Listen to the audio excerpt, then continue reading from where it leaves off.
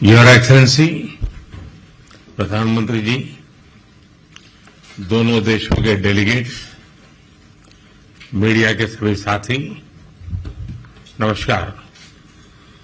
दोपहर दान जागरेब की इस ऐतिहासिक और मनमोहक धरती पर जिस उत्साह, आत्मीयता और स्नेह से मेरा स्वागत हुआ है, उसके लिए मैं प्रधानमंत्री जी और क्रोएशिया सरकार का हार्दिक आभार व्यक्त करता हूं।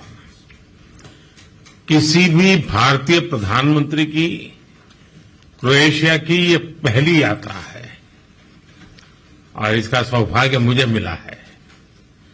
फ्रेंड्स, भारत और क्रोएशिया लोकतंत्र, रूल ऑफ लॉ, प्लुरलिज्म और इक्वलिटी जैसे साझा मूल्यों से जुड़े हैं। ये सुखद संयोग है कि पिछले वर्ष भारत के लोगों ने मुझे और क्रोएशिया के लोगों ने प्रधानमंत्री आंद्रे जी को लगातार तीसरी बार सेवा करने का अवसर दिया है।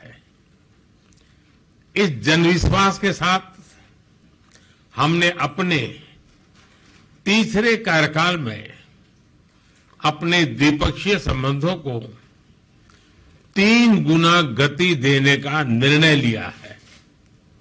रक्षा क्षेत्र में लॉन्ग टर्म सहयोग के लिए एक रक्षा सहयोग प्लान बनाया जाएगा, जिसमें ट्रेनिंग और मिलिट्री एक्सचेंज के साथ साथ रक्षा उद्योग पर भी फोकस किया जाएगा।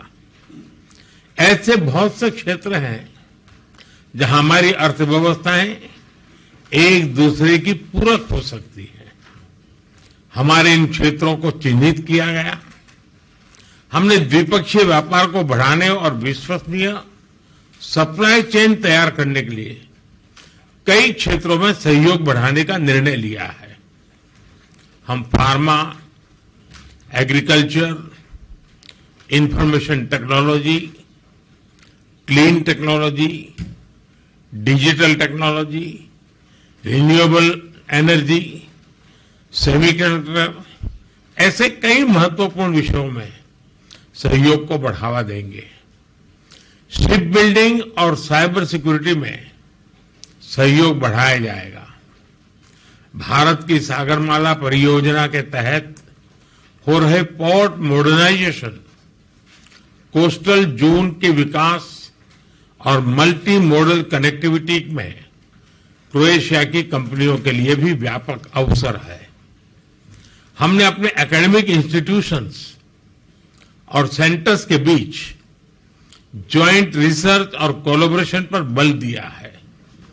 भारत अपने स्पेस अनुभव को क्रोएशिया के साथ साझा करेगा। फ्रेंड्स, हमारे सदियों पुराने सांस्कृतिक संबंध आपसी स्नेह और सद्भाव का मूल है।